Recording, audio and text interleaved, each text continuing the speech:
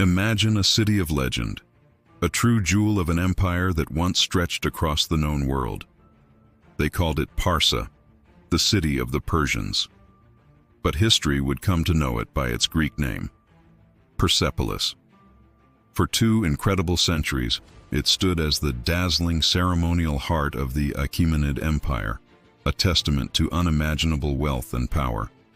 And then, in a single night of what some say was drunken fury and undeniably strategic fire, it vanished, plundered and burned to the ground by Alexander the Great. What secrets were consumed in those devastating flames? What whispers of its former glory, its everyday life, its cataclysmic end, lay buried beneath millennia of dust and debris? The ruins were left to tell a silent, fractured tale. But now, through painstaking excavation and cutting-edge archaeological breakthroughs, Persepolis is slowly, carefully revealing the truth of its dramatic rise, its intricate life, and its fiery, unforgettable fall.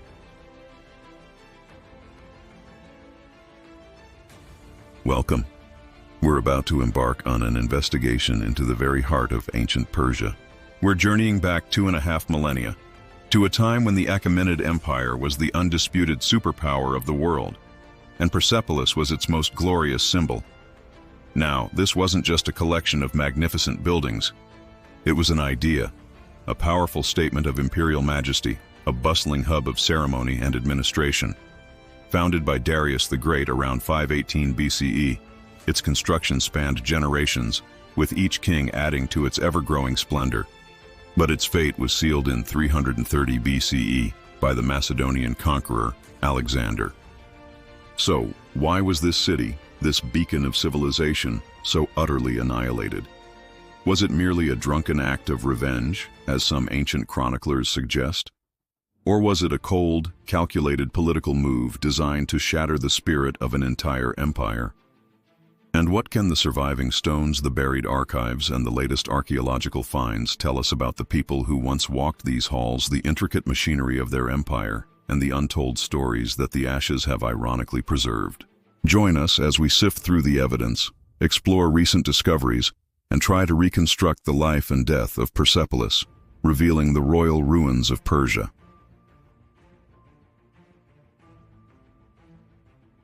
The story of Persepolis doesn't start with a blaze of glory, but with a grand vision. It was Darius I, known as Darius the Great, who, after cementing his rule over the vast Achaemenid Empire, chose this very spot. Nestled at the foot of Ku'i Rahmat, the Mountain of Mercy, this is where his grand project began around 518 BCE. There's some archaeological evidence suggesting the site might have been important even before Darius. Some believe Cyrus the Great, the empire's founder, had his eye on it first. But it's Darius' inscriptions and the sheer scale of his building program that firmly mark him as the primary architect of Persepolis. But why here, of all places? The Achaemenid Empire already had several administrative capitals: Susa, Babylon, and Ecbatana. Persepolis, it seems, was conceived with something different, something more profound in mind. It wasn't just a seat of government, it was envisioned as a ceremonial and spiritual center, a place where the vastness and incredible diversity of the empire could be made manifest. Its very name in Old Persian, Parsa, meant City of the Persians, highlighting its importance as a heartland of Achaemenid identity. Darius dreamed of a complex that would inspire sheer awe, a physical embodiment of the empire's power, its unity, and the divine mandate he believed he held. He kicked things off with the construction of the enormous Terrace of Persepolis, a colossal platform, part natural, part man-made, covering over 125,000 square meters. This terrace, rising majestically above the plains, would be the foundation for a series of palaces, audience halls, and administrative buildings, all designed with an unprecedented level of artistry and engineering skill. The construction itself was a monumental undertaking, drawing resources and craftsmen from every single corner of the sprawling empire. This, in itself, was a statement. Persepolis was being built by the empire, for the empire. The architectural style that emerged at Persepolis was truly unique, a sophisticated fusion of Median, Mesopotamian, Egyptian, and Greek influences, yet it was distinctly Persian. This Achaemenid style was characterized by its soaring, slender columns, often topped with elaborate double-headed animal capitals, bulls, lions, and griffins, a signature feature you can still see today. These columns supported vast, open-area roofs, often made of cedar wood, an engineering feat that created breathtaking interior spaces. One of the first and most significant structures Darius initiated was the Apadana, or audience hall. This massive hall, capable of holding thousands, was where the great king would receive delegations and tribute from the subject peoples of his empire. Its foundations actually contained inscribed gold and silver tablets, where Darius proclaimed the vast extent of his domains, stretching all the way from the Indus Valley to Libya, from Central Asia to the Aegean Sea. The Apadana's grand staircases are perhaps its most famous feature, adorned with intricate reliefs depicting processions of delegates from every corner of the empire, bringing gifts and paying homage. These reliefs aren't just artistic masterpieces, they're historical documents, a visual encyclopedia of the multicultural tapestry that was the Achaemenid Empire. Each delegation meticulously rendered in their distinctive attire and bearing characteristic regional products. The planning of Persepolis was incredibly meticulous. Darius and his successors, notably his son Xerxes I and grandson Artaxerxes I, continued to expand and embellish the site.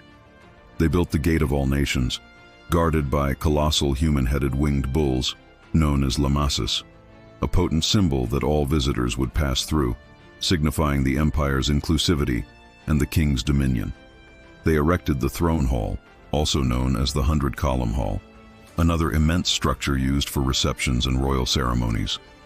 Palaces for the kings, a treasury to store the empire's mind-boggling wealth, and residential quarters were all part of this grand design.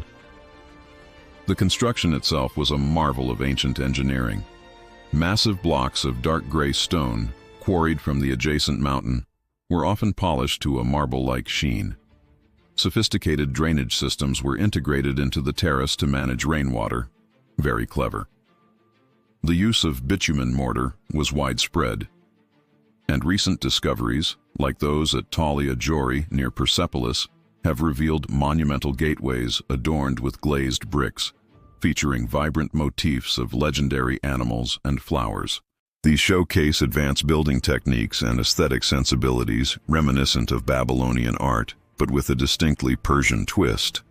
These finds suggest an even broader and more complex urban landscape around the main terrace than we previously understood.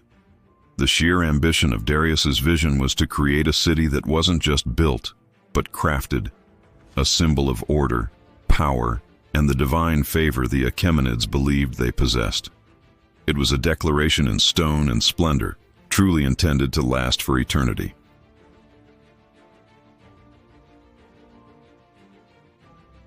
Persepolis, in its heyday, was so much more than just a silent stage for imperial ceremony. For decades, a common view, especially among early Western scholars, was that Persepolis was mainly a ritual center, maybe used only for special events like Nowruz, the Persian New Year, when representatives from across the empire would present tribute. The magnificent reliefs on the Apadana staircases, showing these very processions, certainly back up this ceremonial function. However, the image of Persepolis as a sparsely occupied, purely symbolic site has been dramatically reshaped by one of the most significant archaeological finds of the 20th century, the Persepolis Fortification Archive and the Persepolis Treasury Archive. Picture this.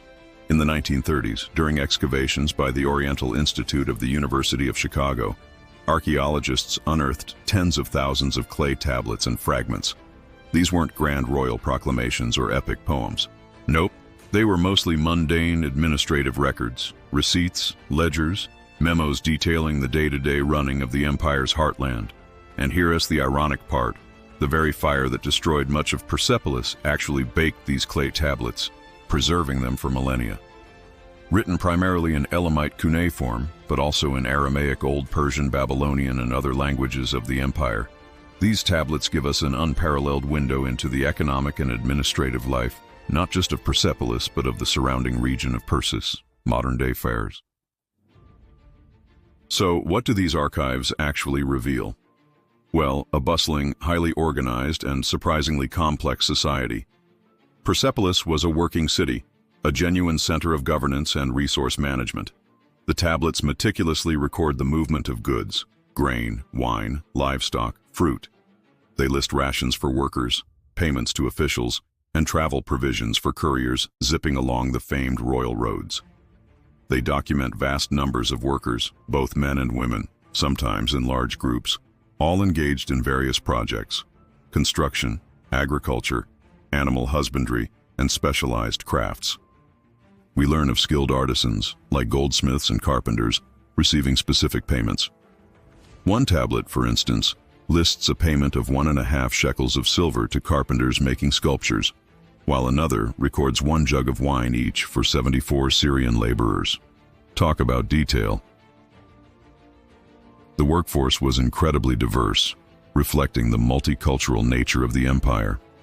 The tablets mention workers by their ethnic or geographic origin: Ionians, Bactrians, Assyrians, Egyptians, Indians, and many others, all contributing to the machinery of the state. This, of course, raises complex questions about their status. Were they slaves, conscripted laborers, or wage earners? The tablets show they received rations: flour, barley, wine, or beer. But whether these rations were adequate and the true nature of their labor are still hot topics for scholarly debate. Some scholars, analyzing ration amounts, suggest certain groups of workers, termed kurtash, might have been underfed and possibly unfree laborers. Others argue the records only show partial compensation, and these workers might have had other ways to make ends meet. What's crystal clear is the intricate level of bureaucratic control and organization required to manage such a diverse and widespread labor force. These tablets also shed light on the social hierarchy. They mention high-ranking officials, members of the royal family, including powerful royal women like Irdabama, who managed vast estates and commanded significant economic resources, complete with their own administrative staff and distinctive seals. The seals, impressed onto the clay tablets, are themselves a rich source of information, revealing Achaemenid art, iconography, and administrative practices. Thousands of unique seals have been identified, showcasing a vibrant artistic tradition and the importance of individual authority within the bureaucratic system.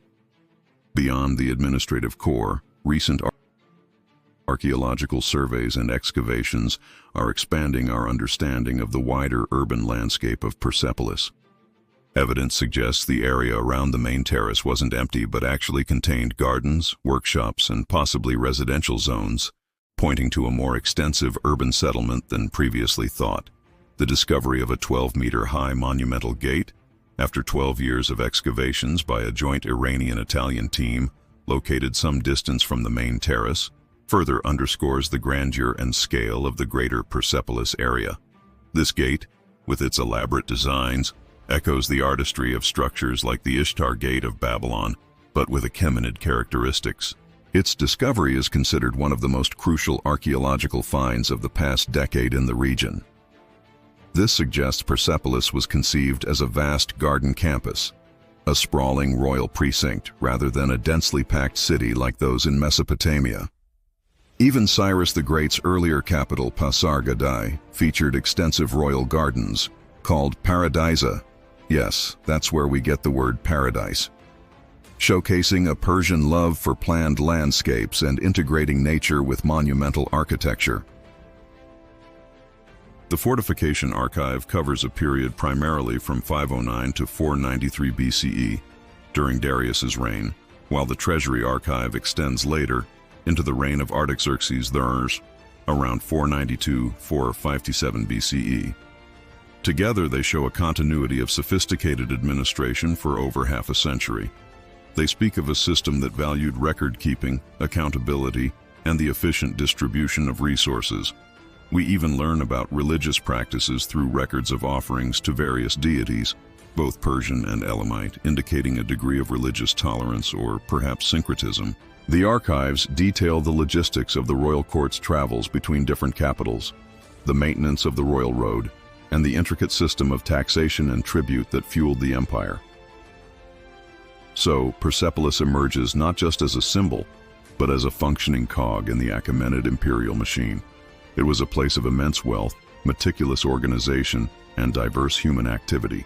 The boring stuff, those receipts and invoices found on the clay tablets, has actually painted a vivid picture of a living, breathing city, the operational heartland of an empire that, for a time, successfully managed to rule a significant portion of the ancient world with remarkable administrative sophistication.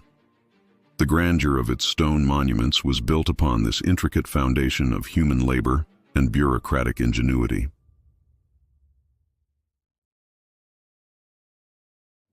While Persepolis flourished, a new power was brewing in the west.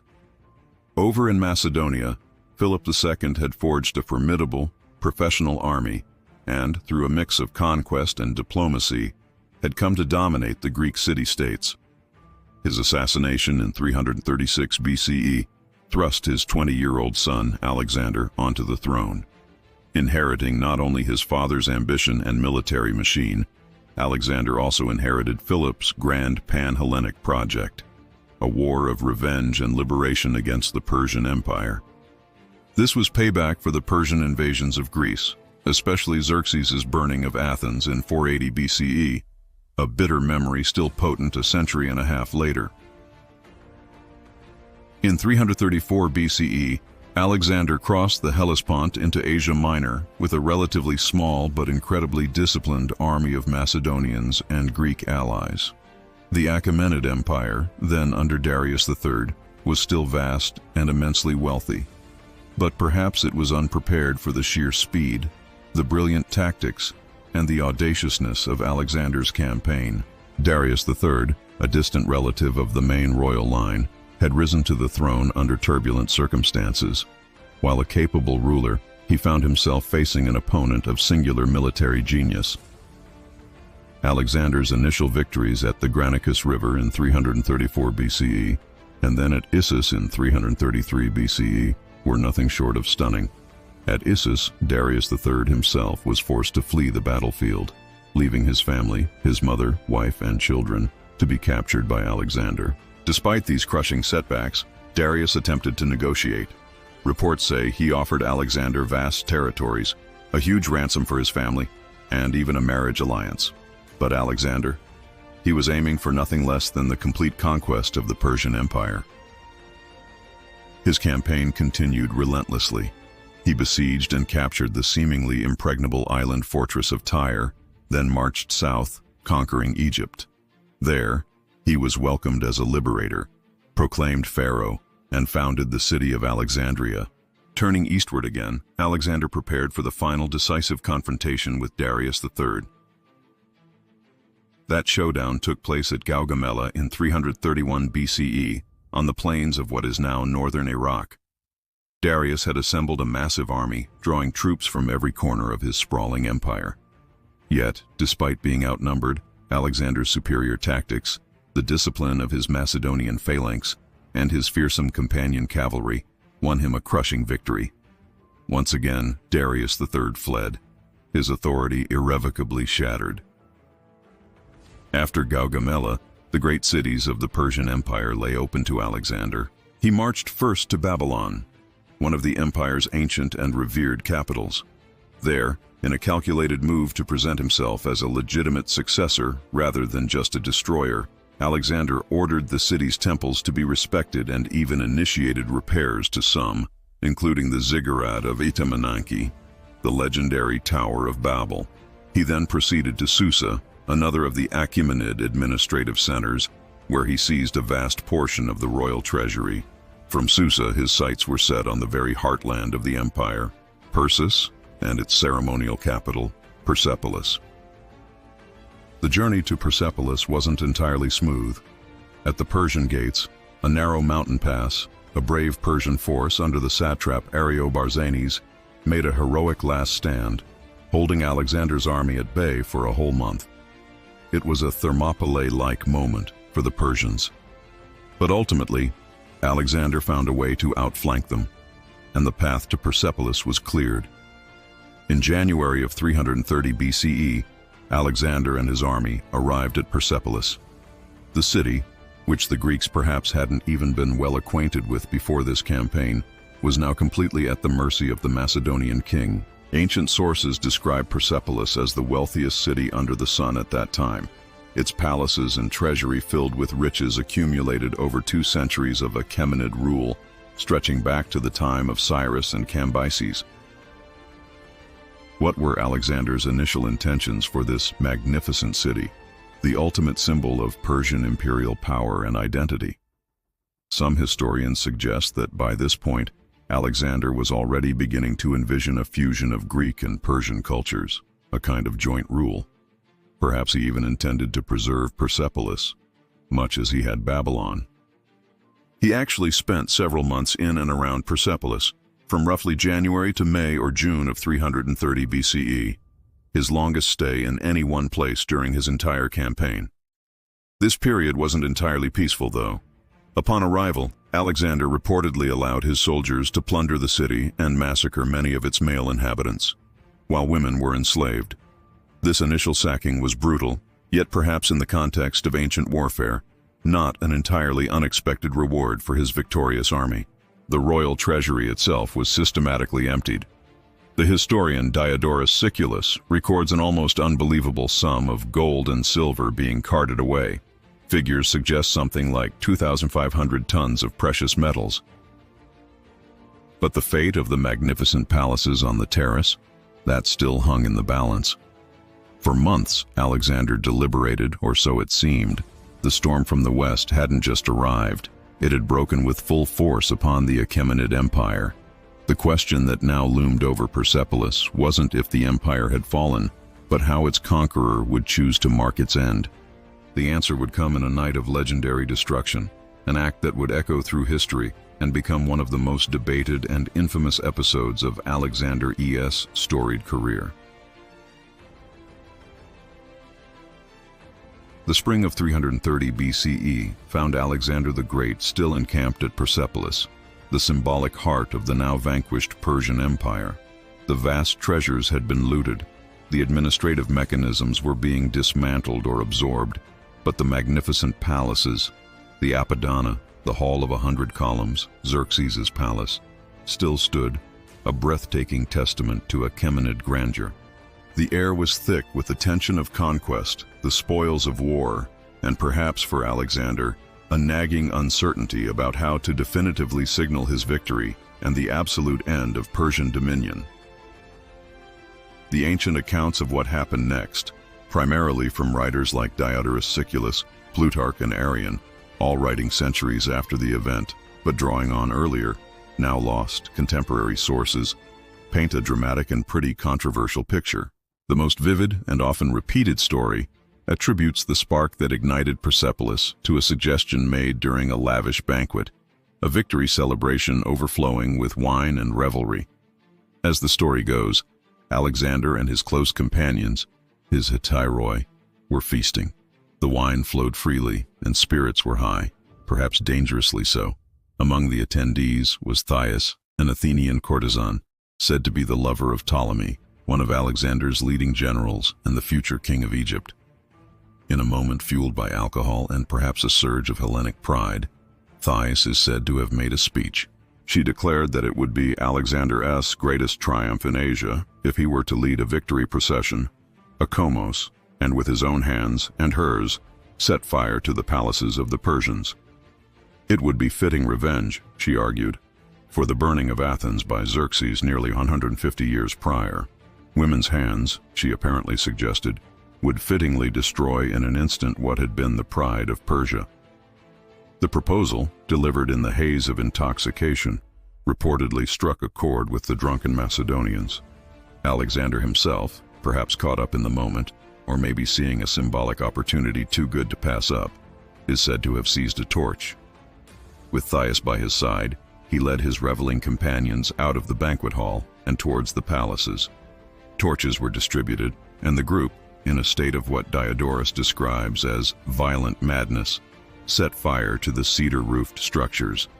The flames, once kindled, spread with terrifying speed through the grand edifices, consuming the ornate woodwork, tapestries, and everything flammable within.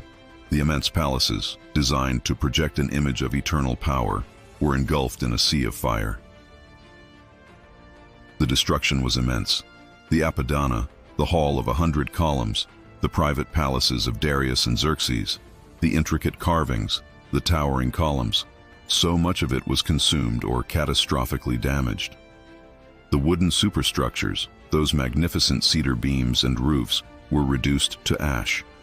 This caused the massive stone columns and walls to collapse or become irreparably weakened. The heat was so intense that it calcified the limestone, leaving the ruins scarred and brittle. The archives, too, were subjected to this inferno, though, ironically, as we've heard, the fire that destroyed the buildings helped preserve the clay tablets of the Fortification Archive by baking them hard. But was it really just a drunken whim, an act of spontaneous, alcohol-fueled vandalism? Historians, both ancient and modern, have fiercely debated Alexander's motives. One perspective, favored by some ancient writers who perhaps wanted to somewhat exonerate Alexander, leans heavily into the drunken revelry narrative. It paints a picture of a young conqueror momentarily losing control under the influence of wine and the persuasive charm of a courtesan. This version suggests an impulsive act, perhaps one he later regretted. Indeed, some accounts claim Alexander did regret the decision once he was sober. However, many scholars argue that the destruction of Persepolis was a far more calculated and symbolic act. One strong motive was undoubtedly revenge, the lex talionis, an eye for an eye. The burning of Athens by Xerxes in 480 BCE was a deep, festering wound in the Greek psyche.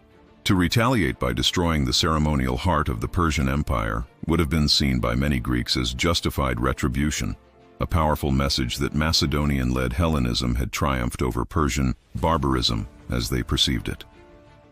Arrian, another historian, suggests Alexander made a deliberate choice to burn the palaces, rejecting advice to the contrary, specifically for this reason of retribution.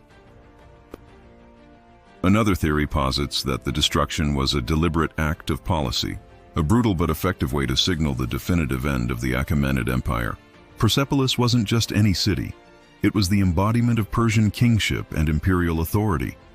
By razing it, Alexander was demonstrating in the most visceral way possible that the old order was finished and that he was now the supreme power in Asia. It was a chilling message to any remaining Persian nobles or satraps who might still harbor thoughts of resistance. Their empire was gone, its spirit broken, its most sacred royal site obliterated. Scholar Krzysztof Nowodka argues the burning occurred near the end of Alexander's stay and was a result of his failure to gain the Persians' approval as a lawful successor, leading him to a campaign of terror to break their will to resist. The archaeology of the site itself might offer some clues. Evidence shows that the treasury had been thoroughly emptied before the fires. This suggests a degree of planning rather than pure chaotic impulse. The fires also appear to have been selectively targeted at the major ceremonial and royal buildings on the terrace. Regardless of the precise mix of motivations, drunken impulse, calculated revenge, or strategic political statement, the impact was undeniable. The burning of Persepolis was a deeply symbolic event that resonated across the ancient world.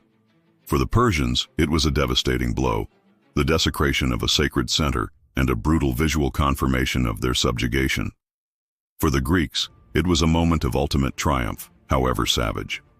For Alexander, it marked a point of no return, cementing his image as both a destroyer and a creator of empires. The flames that consumed Persepolis in that fateful night of 330 BCE did more than just destroy wood and stone. They incinerated a symbol of an era, marking the violent transition from Achaemenid Persian dominance to the dawn of the Hellenistic age. The city of splendor became a place of smoldering ruins, its grandeur reduced to the place of the 40 columns, a haunting name referencing the few pillars left standing starkly against the sky amidst the devastation. Its story, however, wasn't entirely extinguished. It lay dormant, waiting for the ashes to cool and for future generations to uncover the secrets the fire had failed to consume. The story of Persepolis is a stark reminder of the incredible heights of human ambition and the devastating consequences of conflict. If you're finding this investigation into Persia's royal ruins as compelling as we do, please consider subscribing to our channel and hitting that notification bell. We have many more journeys into lost worlds and forgotten histories to share with you. And let us know in the comments what aspect of Persepolis fascinates you the most.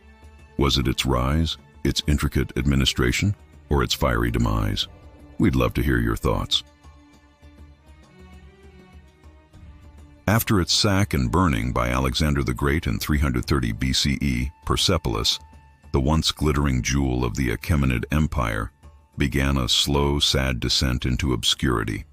In the immediate aftermath, the site was largely abandoned. While the Persian Empire had fallen, local life certainly continued in the region, but the grand ceremonial platform, now a scene of ruin and desolation, no longer served its imperial purpose.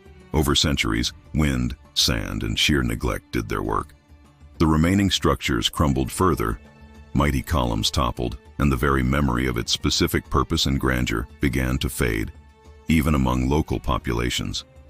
They came to know it only as Takht-e Jamshid, the throne of Jamshid, associating it with a legendary king from Persian mythology, rather than its actual Achaemenid builders. In other local lore, it was known as Chehel Minar. The 40 columns, a name inspired by the clusters of columns that miraculously remained standing amidst the widespread destruction. For nearly 2,000 years, Persepolis lay largely undisturbed by any kind of systematic scholarly inquiry. Passing travelers, Arab geographers in the medieval period, and later European explorers from the 17th century onwards, would visit the site, marveling at the colossal ruins. They left descriptions, often romanticized, and some even sketched the visible remains. These early accounts, while not archaeological in the modern sense, played a crucial role in reintroducing Persepolis to the Western world and sparking a deep curiosity about its origins and the civilization that had created it. Names like Garcia de Silva Figueroa from Spain, Pietro della Valle from Italy, and later Cornelis de Bruyn from the Netherlands, who made detailed drawings in the early 18th century, helped to create a visual record, however incomplete, of the site before any major excavations began. The true archaeological investigation of Persepolis, however, had to wait until the late 19th and, more significantly, the early 20th century. The Qajar dynasty in Iran began to show a renewed interest in the nation's pre-Islamic heritage, and this slowly opened the door for more formal explorations. The pivotal moment for Persepolis archaeology finally arrived in the 1930s. The Oriental Institute of the University of Chicago, with a concession from the Iranian government, launched a major expedition to excavate the site. This expedition, initially led by Ernst Herzfeld from 1931 to 1934, and then by Erich Schmidt from 1934 to 1939, marked the real beginning of systematic scientific exploration of Persepolis. Herzfeld, a German archaeologist and Iranologist, had already done extensive survey work in Persia. His meticulous approach and Schmidt's subsequent large-scale excavations began to peel back the layers of debris that had accumulated over 22 centuries. It was during this period that many of the most iconic structures were fully uncovered. Those grand staircases of the Apadana, with their breathtaking reliefs, the Gate of All Nations, the Throne Hall, and the palaces of Darius and Xerxes. The sheer scale of the site, the incredible quality of its craftsmanship, and the stunning beauty of its art astonished the world. For the first time in millennia, the regal splendors of Persepolis were being revealed. One of the most groundbreaking discoveries of the Oriental Institute's excavations was, as we've touched on, the Persepolis Fortification Archive and the Persepolis Treasury Archive. Herzfeld's team stumbled upon the fortification tablets in two small rooms within the fortification wall on the northeastern part of the terrace. The subsequent collapse of the upper part of this wall, perhaps due to the fire or later decay, had buried and protected these invaluable records. Erich Schmidt later uncovered the treasury tablets within the ruins of the Treasury building. These archives, thousands upon thousands of clay tablets, provided an unexpected and unparalleled insight into the administrative and economic life of the empire. The work of these early archaeologists was incredibly painstaking. Imagine them, clearing tons of earth and rubble, carefully documenting every find, photographing the reliefs and structures, and beginning the complex task of interpreting what they were unearthing. Friedrich Krefter, an architect working with the expedition, produced detailed reconstruction drawings and even scale models of the terrace, helping everyone visualize how Persepolis might have looked in its prime. These efforts laid the absolute foundation for all subsequent research on Persepolis.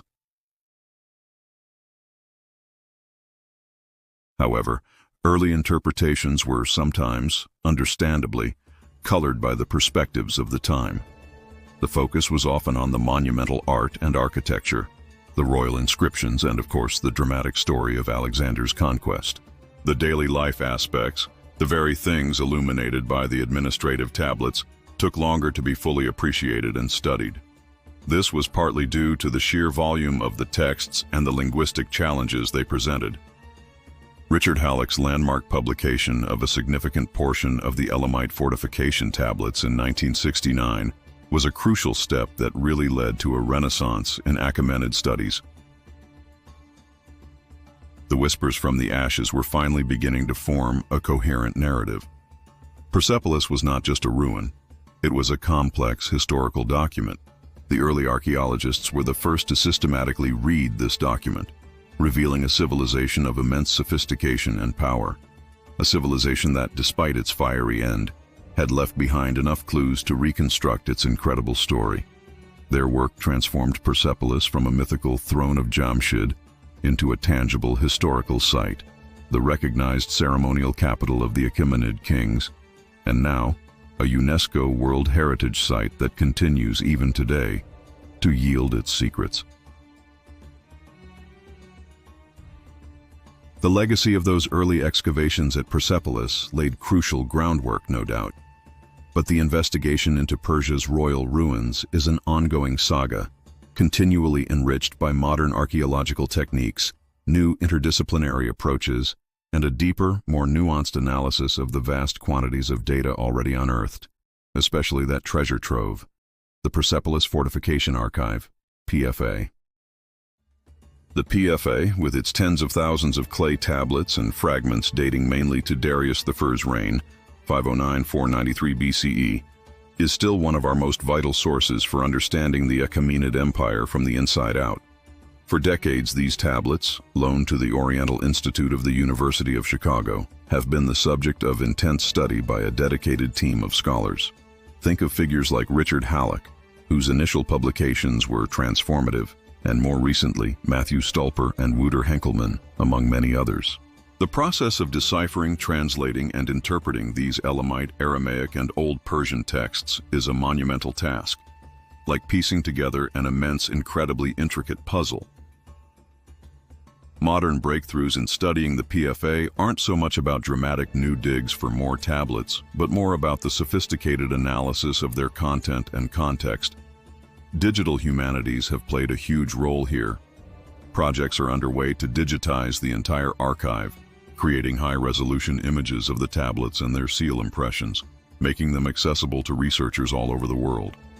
This kind of accessibility fosters collaboration and allows for completely new questions to be asked of the material. Databases are being compiled, linking texts, seals, individuals, and locations, revealing complex networks of administration and economic exchange that are just fascinating. So, what are these decoded dust particles telling us now?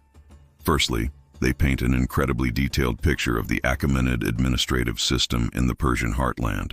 We see a highly organized bureaucracy dealing with the collection, storage, and redistribution of agricultural products, barley, flour, wine, fruit, livestock, and other commodities. Rations were provided to a vast array of individuals, workers of all kinds, men, women, and children, sometimes categorized by ethnicity. How about that for detail? Officials, priests, members of the royal entourage, and even animals. These records detail work norms, travel rations for officials journeying on the royal road, and inventories of supplies. They offer insights into land management, agricultural practices, and how labor was organized for massive state projects, including the construction and maintenance of Persepolis itself. Secondly, the PFA offers a unique glimpse into the social fabric of the empire. It names hundreds, if not thousands, of individuals from high-ranking officials and even members of the royal family, like those powerful royal women managing their own estates and workforces, right down to humble laborers. Studying personal names and titles helps reconstruct social hierarchies and ethnic diversity. The presence of records in multiple languages and scripts on the tablets underscores just how multilingual and multicultural the Achaemenid administration was, even in its Persian core. Thirdly, those thousands of distinct seal impressions on the tablets. They're a treasure trove of Achaemenid art and iconography. These miniature masterpieces, often depicting scenes of royal heroism, hunts, courtly life, religious rituals, or abstract designs, were used by officials to authorize transactions and authenticate documents.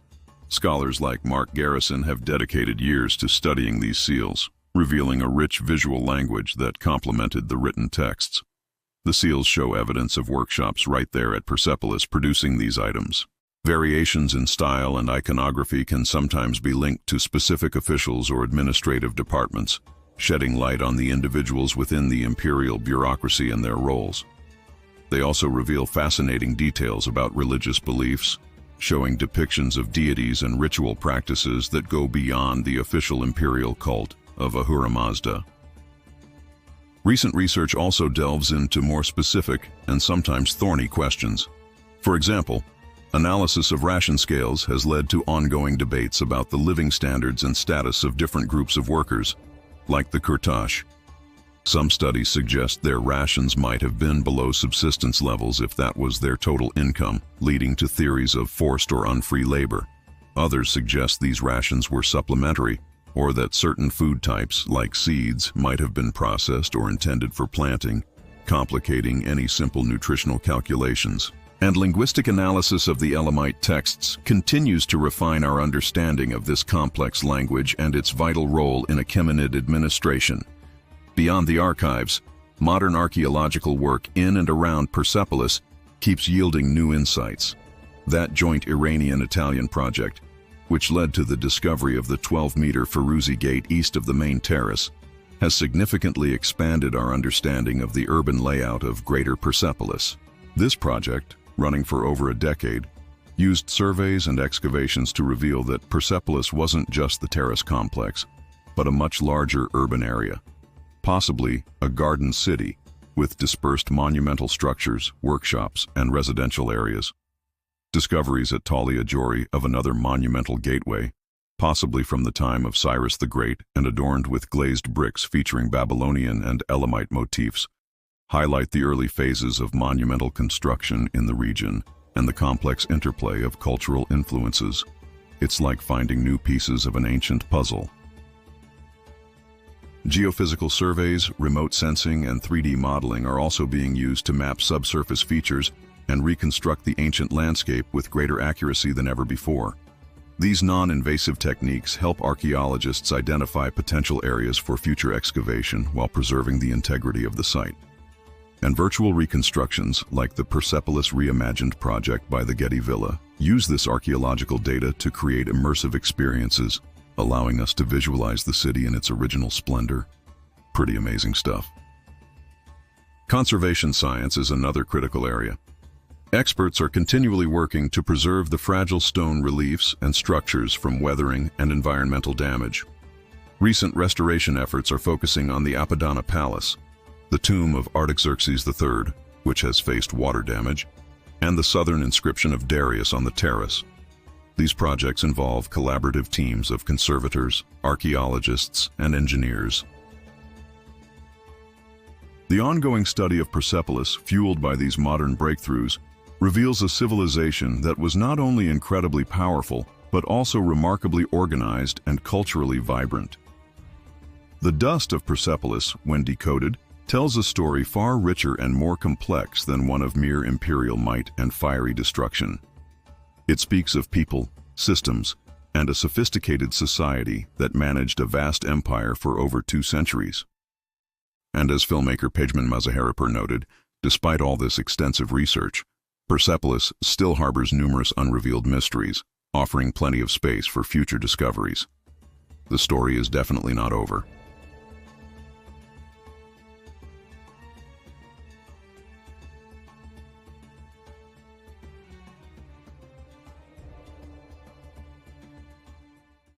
Despite more than a century of intensive archaeological investigation and the absolute wealth of information we've gleaned from the Persepolis archives, the story of this magnificent Achaemenid capital is far from complete. Persepolis continues to guard many of its secrets, presenting us with lingering enigmas that fuel ongoing research and debate, while its enduring legacy resonates through the annals of history and right into our modern world. One of the most persistent questions still debated by scholars is the precise function of Persepolis. While its ceremonial role, particularly for events like the New Year, Nowruz festival, and the reception of tribute, is well established, you just have to look at those iconic reliefs. The extent of its use as a permanent royal residence or a fully fledged administrative capital like Susa or Babylon remains a hot topic. The administrative tablets clearly show it was a hub of intense bureaucratic activity for the surrounding region, sure. But were the great kings actually in permanent residence? Or did the court remain largely on the move, using Persepolis primarily for specific grand occasions? And where exactly were the king's private quarters within that vast complex?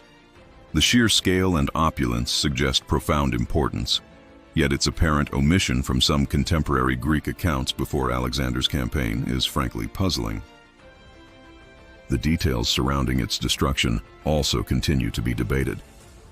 While the narrative of Thais and the drunken revelry is certainly compelling, the extent to which it was a premeditated act of political symbolism versus a spontaneous outburst remains contentious. What was Alexander's precise state of mind?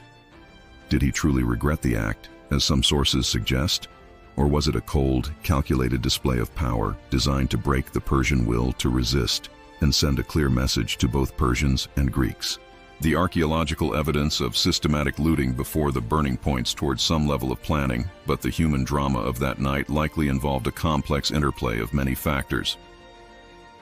Recent discoveries like the Firuzi Gate and the ongoing research into the broader urban settlement around the main terrace are constantly reshaping our understanding of Greater Persepolis. How large was this extended city really? What was the nature of its non-elite residential areas? How did the ceremonial center integrate with the surrounding agricultural and pastoral landscape that supported it? The Garden City concept is gaining traction, but there's still so much to be mapped and understood. And the Persepolis Fortification Archive, despite yielding such immense knowledge, still holds untold stories. The sheer volume of tablets means that many are still unpublished or only partially studied. What new details might emerge about religious practices, the lives of women and children, the status of different labor groups, or the interactions between the Persian state and the diverse peoples of the empire? The ongoing decipherment and analysis promise further revelations, which is incredibly exciting for anyone interested in this period. The end of Achaemenid rule didn't mean the end of Persepolis's influence. Though in ruins, it remained a powerful symbol. For later Persian dynasties, like the Sasanians, Persepolis and nearby Nakshi-Rostam, with its Achaemenid royal tombs and Sasanian reliefs, were sites of historical and legitimizing significance, linking them to the glories of the ancient Persian past. In the modern era, Persepolis has become a potent symbol of Iranian national identity and cultural heritage. It's a UNESCO World Heritage Site, recognized for its masterpiece of human creative genius and its unique testimony to the Achaemenid civilization. It attracts tourists and scholars from all around the world, all eager to witness the remnants of this once great empire. The site also faces ongoing challenges, of course, including the constant need for conservation to protect its fragile reliefs and structures from environmental degradation and human impact. Efforts to restore and sometimes reconstruct parts of the site, including the use of 3D modeling and even discussions about using 3D printing for replicating damaged elements, aim to preserve its legacy and make it more accessible for everyone. The enduring legacy of Persepolis is truly multifaceted. It stands as a testament to the incredible artistic, architectural, and administrative achievements of the Achaemenid Empire. It offers a unique window into the complexities of one of the ancient world's largest and most diverse empires, an empire that, for its time, exhibited a remarkable degree of organization and, in some respects, tolerance. The wealth of information from the archives has fundamentally reshaped our understanding of ancient Persian society, moving us far beyond the often biased accounts of their Greek adversaries. Persepolis also serves as a timeless and rather somber reminder of the destructive potential of war and conquest, the fragility of even the mightiest empires, and the way history is so often written by the victors. The fiery end of this magnificent city, whether an act of drunken folly or calculated brutality, underscores the immense cultural loss that can occur in times of conflict. Yet, from those ashes, Persepolis continues to speak. Its stones, its reliefs, and its buried tablets whisper tales of kings and commoners, of grand ceremonies and mundane administration, of soaring imperial ambition and devastating downfall. The investigation is far from over. The royal ruins of Persia still hold secrets, and with each new discovery, each reinterpretation of ancient texts, we inch closer to a more complete understanding of this lost city and the incredible empire it represented. Its mysteries continue to beckon, ensuring that Persepolis will captivate and intrigue us for generations to come. Persepolis. It's a name that conjures images of unparalleled splendor and, simultaneously, catastrophic ruin. From its ambitious founding by Darius the Great, it rose to become the ceremonial heartbeat of a global empire, a city built to showcase power, unity, and artistry on a scale never seen before. Within its majestic walls, a complex administrative machine managed the resources of a vast domain, its daily rhythms captured forever on thousands of humble clay tablets. Then came Alexander, and in a single night of fire and fury, the dream of Persepolis was turned to ash and rubble, a legendary destruction that unequivocally marked the end of an era. Yet Persepolis wasn't entirely erased. Through the patient, dedicated work of archaeologists, sifting meticulously through layers of time, and the painstaking study of its salvaged archives, the city is being revealed anew. We now see a picture far richer than just one of royal grandeur. We see a living city, a testament to sophisticated organization, multicultural interaction, and profound artistic expression. The ongoing discoveries continue to challenge old assumptions and unveil new facets of Achaemenid life. Persepolis stands as a profound symbol, a reminder of the incredible heights of human achievement, the complexities of empire, the brutal realities of conquest, and the remarkable resilience of history, which, even from the deepest ruins, finds a way to whisper its secrets to those who are willing to listen. Its story is a timeless investigation, forever drawing us back to the heart of ancient Persia. The echoes of Persepolis resonate even today, don't they? What part of its story captivated you the most? Was it the incredible vision of its creators, the intricate details of its daily life revealed by those ancient tablets, the tragic drama of its destruction, or the ongoing quest to uncover its deeply buried secrets? Share your thoughts in the comments below. We'd genuinely love to hear them. If you found this journey into Persia's royal ruins enlightening, please give this video a thumbs up and subscribe for more deep dives into ancient mysteries and lost civilizations. Your support really helps us continue to bring these amazing stories to light. And don't forget to click the notification bell so you don't miss our next exploration. Thank you for joining us on this investigation of the lost city of Persepolis.